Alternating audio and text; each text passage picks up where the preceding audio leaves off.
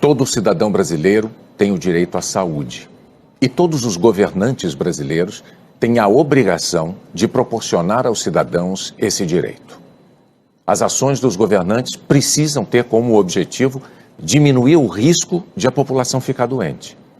E não somos nós que estamos dizendo isso. É a Constituição brasileira que todas as autoridades juraram respeitar. Está registrado no artigo 196.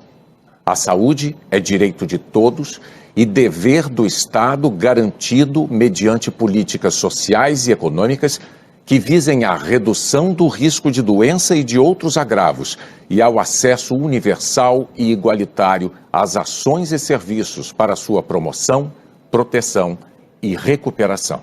Isso é uma bichona! Nós estamos aí nessa confusão toda a respeito do coronavírus. E vocês, ali no trabalho diário, vão enfrentar esse problema nas próximas semanas e meses, talvez.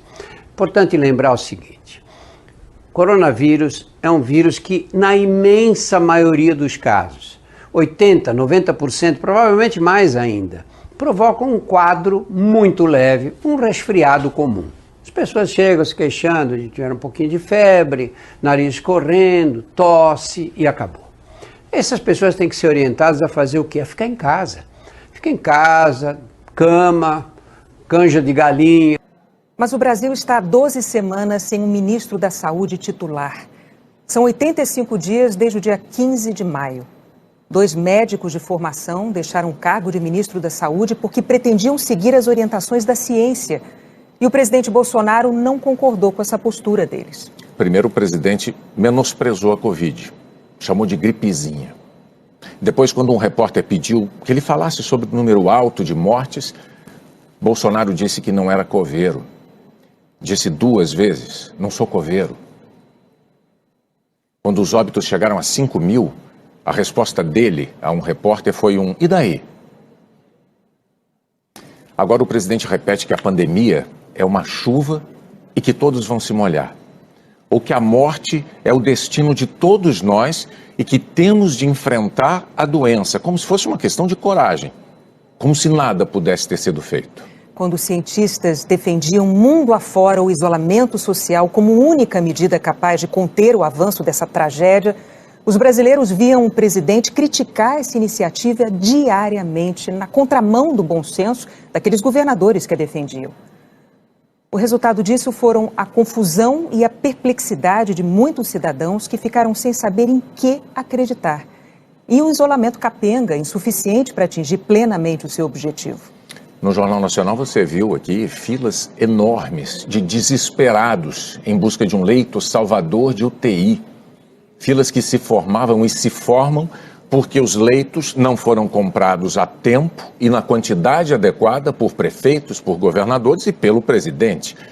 Ou porque a falta de isolamento social deixou de achatar a curva de contaminados e sobrecarregou o sistema de saúde. Diante disso tudo, é necessário relembrar a Constituição, porque isso nos levanta uma pergunta importantíssima.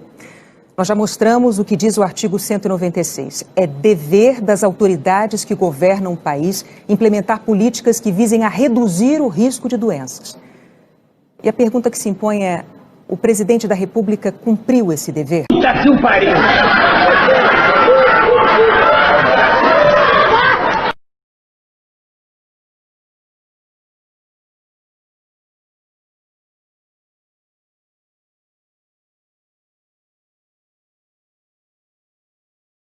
Licença, eu vou cagar. Temos competências concorrentes, temos prefeitos e governadores desde o início da pandemia com autonomia para determinar como será o combate à pandemia.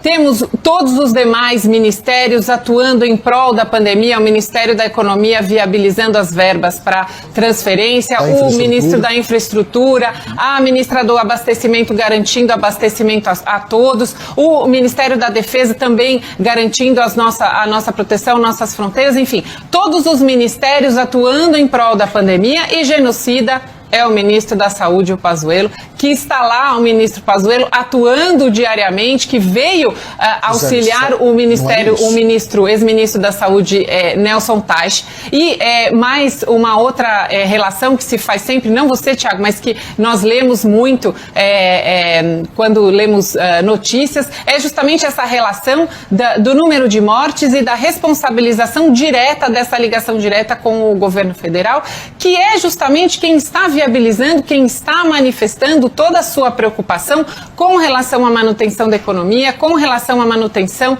da vida de todas as pessoas. Então, é muito interessante que essa crítica seja tão pontual, né? Então, todas as mazelas do coronavírus sempre tem um apontamento para o governo federal e agora o alvo é especificamente o ministro da Saúde, um apontamento absolutamente injusto. O ministro da Saúde, o Ministério da Saúde, todos os servidores que lá estão e que compõem o Ministério estão atuando de forma absolutamente dedicada. O governo federal vem se esforçando, vem manifestando preocupação e tomando atitudes. E ninguém se preocupa, por exemplo, com os atos de corrupção que estão acontecendo no Brasil todo e que estão sendo investigados justamente por pessoas que estão desviando o dinheiro da saúde do governo federal em benefício próprio. Esses é que são os nossos inimigos. Então, é realmente de se pensar, será que estamos mesmo polarizados entre esquerda e direita? Tendo a achar que não. Eu acho que a nossa polarização é uma polarização diferente. São os brasileiros que querem um Brasil que funcione, os brasileiros que amam o nosso país